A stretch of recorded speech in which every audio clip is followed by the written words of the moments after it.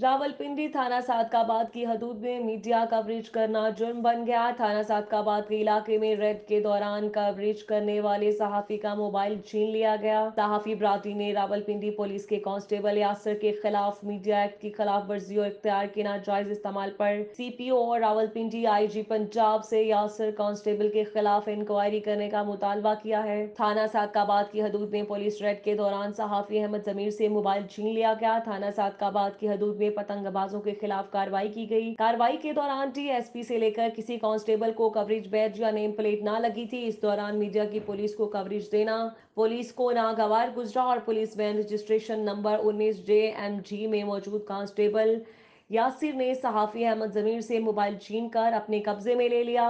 Rawalpindi police का ये इकदाम काबिल मुजम्मत है। सहाफी बरादरी ने रावलपिंडी पुलिस के कांस्टेबल यासिर के खिलाफ मीडिया एक्ट की खिलाफ वर्जी और इख्तियार के नाजायज इस्तेमाल पर सीपीओ रावलपिंडी और आईजी पंजाब से यासिर कांस्टेबल के खिलाफ कार्रवाई का मुतालबा किया है।